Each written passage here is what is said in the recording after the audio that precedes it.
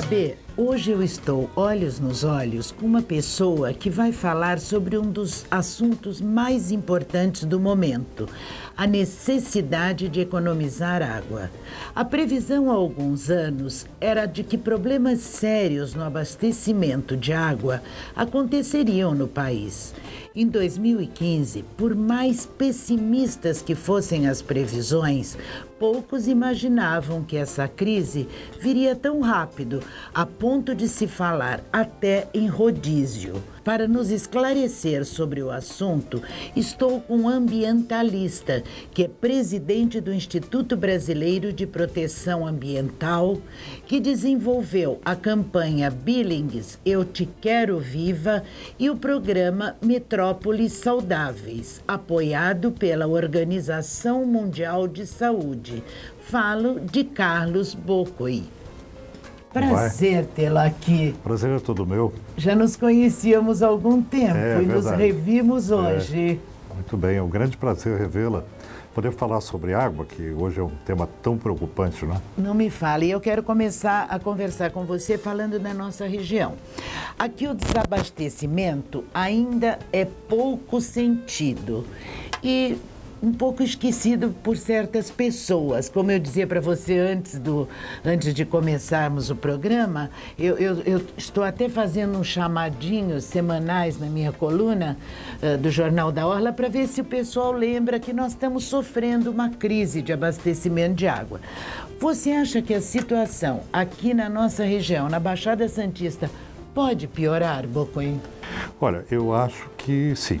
Todo o indicador que nós temos hoje do último painel de mudanças climáticas que foi feito em Yokohama, no Japão, é conclusivo com relação às perspectivas de agravamento no regime de chuvas em todo o planeta, não é? As mudanças climáticas chegaram para ficar. Nós tínhamos a impressão que era uma trajetória em câmera lenta, mas de repente nos defrontamos com uma realidade muito próxima. Exato. Eu estive agora na Conferência do Clima em Lima, no Peru, e o Peru em 40 anos fica sem água, porque depende das geleiras dos Andes para as suas áreas férteis, né, para a produção agrícola, etc.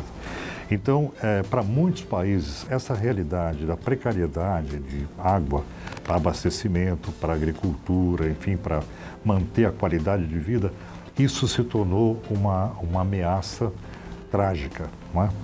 E uma tragédia anunciada, né? Porque há muito tempo nós temos dito sobre essa importância da proteção dos recursos hídricos.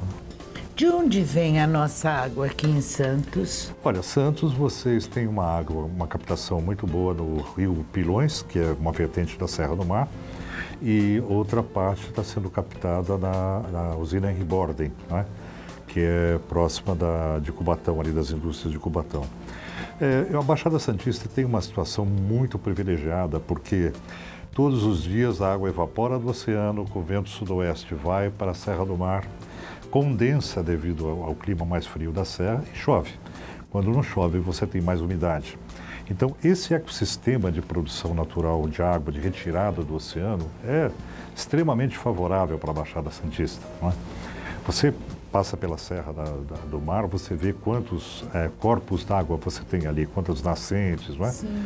Então, eu diria que a situação, para a Baixada Santista, ela é muito mais confortável devido a essa bomba natural, não é? Quer dizer, talvez essa seja a razão pela qual a nossa situação não está como São Paulo. Sim, não há dúvida, não é? Vocês têm uma máquina de produzir água à sua disposição, 365 dias por ano. Agora, o que ocorre em São Paulo é que essa água, quando atravessa a metrópole, ela chove nos campos naturais da Serra do Mar, chove na Billings, não é? E quando não chove, produz neblina. Neblina é umidade e, portanto, mantém o ecossistema úmido. Então, dos reservatórios de São Paulo, o que tem mais disponibilidade, maior capacidade de regeneração é justamente os que estão nos campos naturais da Serra do Mar, que estão na ponta dessa bomba natural de produção de água. Sim, sim. Agora, a chuva para atravessar São Paulo para chegar na Cantareira é outra história.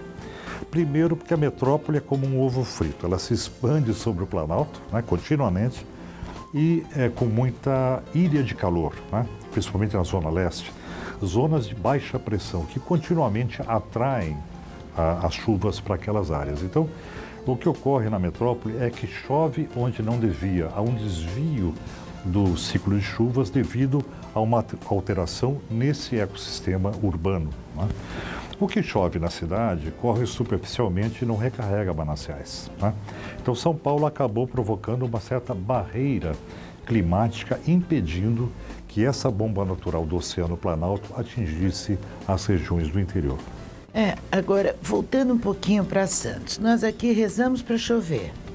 E quando chove, nós ficamos apavorados, porque a cidade está virando um caos, não é? Aqui nós temos trânsito caótico, lixo acumulado, assoreamento das praias. Você é especialista em cidades saudáveis. Eu digo, aonde nós erramos para a cidade chegar nesse ponto? Na escala. Porque se você trabalha em escalas pequenas, a cidade não se expande tanto, não é tão impermeabilizada, você consegue administrar bem a questão ambiental.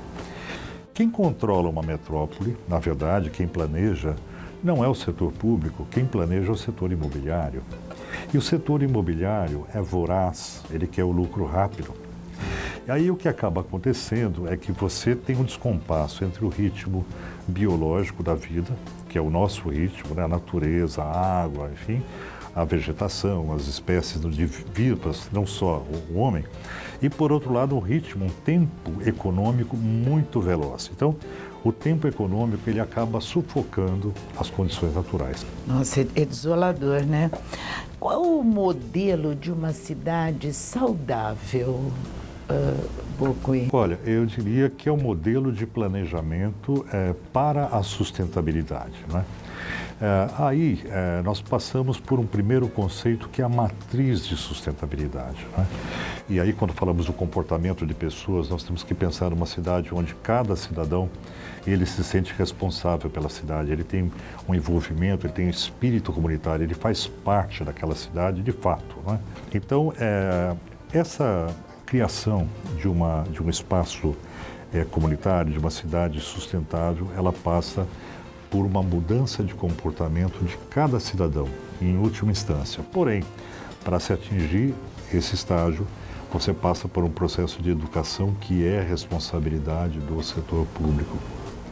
E aí nós vamos falar de educação ambiental de verdade, não educação ambiental aquela que se faz de mentirinha para dar suportes de interesse para o poder público, mas educação ambiental multidisciplinar, inserida em cada disciplina, ensina-se matemática, ensina-se geografia, ensina-se história, para que você crie uma consciência de sustentabilidade e de comportamento que chegue a mudar o comportamento de cada cidadão. Senão fica aquela história, eu sou contra o cigarro, mas continuo fumando. Pois é. Eu ia perguntar para você como que nós podemos, a população de uma maneira geral, pode contribuir. Mas você, de certa maneira, já respondeu, porque é impossível o privado viver desatrelado do público, né? Quer dizer, a coisa tem que ser casada e a gente não vê isso. Infelizmente, cada vez menos nós estamos enxergando esse tipo de participação dos órgãos públicos, né? Agora, como você vê, então, diante de tudo que nós conversamos, o cenário a curto, a médio e a longo prazo? A curto prazo já me assusta um pouco, é isso mesmo que eu estou pensando? Olha, nós estamos realmente com uma preocupação muito grande, porque nós fizemos um estudo sobre São Paulo, um estudo sobre vulnerabilidade hídrica, e nós notamos que em 12 quesitos que foram considerados importantes, havia um grau de vulnerabilidade hídrica muito grande devido à inação de setores responsáveis, seja até mesmo da própria população. Isso significa o seguinte, que para as questões mais importantes e estruturais, nós não temos iniciativas de curto, médio e longo prazo. Agora, São Paulo começa a tomar iniciativas de curtíssimo prazo, que é obra de liga reservatório para resolver a crise da água agora. Mas o problema é o seguinte, nós vamos ter um problema de demanda e de oferta para o futuro, dentro de 10, 15, 20 anos, uma situação que se transforma em normalidade. Nós vamos viver a normalidade do caos. E como é que nós vamos fazer para corrigir esse processo, né? Aí você tem que ter uma série de mudanças de comportamento, não da sociedade, do setor privado, do governo, de todos os setores, para conseguir ações que possibilitem essa estabilidade. Uma questão que é importante pontuar é a responsabilidade da economia. Quando um banco financia alguma coisa, ele tem que ter certeza que aquilo é bom para a sociedade, não é? Você tem que trilhar o dinheiro no futuro, tem que ter uma preocupação que a economia é a grande locomotiva da sociedade, que ela seja uma economia com responsabilidade socioambiental. Nós conseguimos extrair do governo federal uma resolução do Banco Central que estabelece que os bancos devem apresentar ainda este ano a sua política de responsabilidade socioambiental, né? Isso significa dizer, toda vez que eu faço um financiamento, eu vou verificar se para aquela obra que está sendo feita, se existe licenciamento ambiental, se ele foi bem feito, etc, etc. Aí eu sei que eu estou contribuindo para o bem comum. Só para dar um exemplo, internacional, grande, da mesma coisa. O Banco Mundial, em 2011, o levantamento que foi feito sobre os investimentos, 65% dos recursos do Banco Mundial que eram aplicados no mundo todo eram para insustentabilidade, energias fósseis, carvão, etc. E apenas 35% para a sustentabilidade. Um jornalista americano, que é nosso parceiro em Washington, o nome dele é Bruce Rich, ele escreveu um livro chamado Foreclosing the Future, Encerrando o Futuro. Ele exatamente demonstrando que se a gente não mudar o rumo da economia, e isso vale para uma cidade como Santos, né? Vale para o Guarujá, vale para a Baixada Santista como um todo. Sim. Se você não mudar o rumo da economia para uma economia responsável no sentido de investir e construir o que é sustentável, você vai chegar a um ponto de sustentabilidade e aí as correções serão pagas não com recursos, porque não dá nem para recuperar. Se não cuidar do aquecimento global, a subida do oceano vai lançar as populações na encosta da Serra do Mar, que é o maior depositário de biodiversidade praticamente do planeta. Então esse cenário para 2100 é possível e preocupa a muita gente.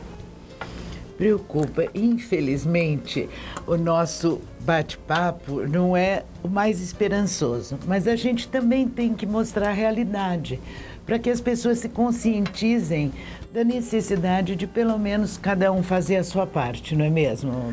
E também E é isso que eu fiz aqui com você e agradeço. O esperançoso é o seguinte, a esperança depende da nossa ação agora. Isso. Né? Não dá para esperar uma correção de rumo no futuro, porque fica muito cara a conta. Fica muito cara. Então, nossos telespectadores e amigos já estão avisados. Muito obrigada pela sua presença. Sucesso aí em tudo que falamos e que você faz. Tá? Obrigada, querido. JB, eu acabo de entrevistar Carlos Bocuí, que nos deu aqui uma lição sobre essa questão ambiental que nós estamos vivendo. Para você, um beijo, até a próxima quarta e para todos que ficaram comigo e conosco até agora.